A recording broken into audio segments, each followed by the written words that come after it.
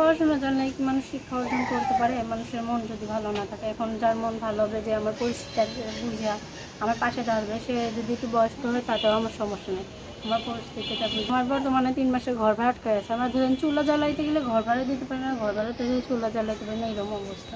এমন ঘরে নিয়ে রেখে আসসালামাইকুম দর্শক, আপনাদের প্রীতীয় শুভেচ্ছা জানিয়ে শুরু করছি আমাদের আজকের প্রতিবেদন। তো দর্শক, দেখতেই পাচ্ছেন আমাদের সামনে এক আপু দাঁড়িয়ে আছে। আমরা তার গল্পটা শুনবো, জানবো আপু কেন আমাদের ইউটিউবের মাঝে আসলেন, তিনি কি বলতে চান। আপু আসসালামু আলাইকুম, ওয়ালাইকুম আসসালাম।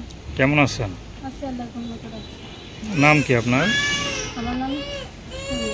সুমি, সুন্দর নাম সুমি। আপু এত সুন্দর হয় ইউটিউবে কেন আসলেন বলেন?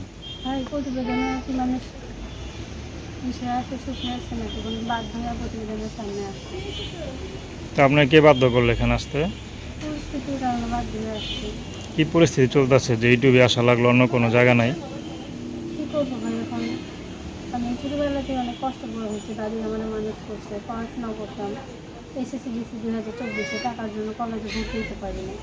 আচ্ছা, আমি একটা দোকানে কাজ করতাম, সেলাই মেশিনের দোকানে, দিন 250 করে টাকা পাই, ওইটা দিয়ে আমার কোনো মতো সংসার চলতেছে। তার মধ্যে দাদি শরীরটা অনেক খারাপ, অসুস্থ। আর বাবা মা ছোটোবেলায় যখন আমার 6 মাস বয়স, তখনই আমার খালাইকে একটা বিয়ের সাথে করে চলে গেছেন। তারা সেপারেট হয়ে গেছে, তাদের নতুন সংসার আছে, তারা ওই রকম করে আমার খোঁজ খবর নেয় না। দাদির কাছে থাকি, দাদির লালন পালন করে।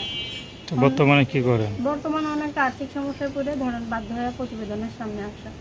বিয়ে শাদী করবেন? বিয়ে শাদী তো করার ইচ্ছে আছে, এখন ভালো কোনো মানুষকে বলবো, সে জায়গাতে বলবো। আমার তো আর্থিক অবস্থা অনেক খারাপ ভাই, আমার 3 মাসের ঘর ভাড়া আটকায় আছে, আমার বাসায় বাজার সরাই নেই। আমার ট্রান্সফারটা ছিল, ওইটাও একজনের কাছে বন্ধ দিয়ে আছে। টাকার জন্য আমি তাদের চিকিৎসা করাইতে পারতেছি না, অনেকটাই খারাপ অবস্থা। পড়াশোনা করছেন কোন পর্যন্ত? এসএসসি পর্যন্ত আর পড়াশোনার ইচ্ছা ছিল? ছিল ভাই, কিন্তু টাকার জন্য কলেজে ভর্তি হতে পারলাম না, বললাম না। 14,000 টাকার জন্য কলেজে ভর্তি হতে পারি না। তো এখন যদি কেউ আপনাকে সহযোগিতা করে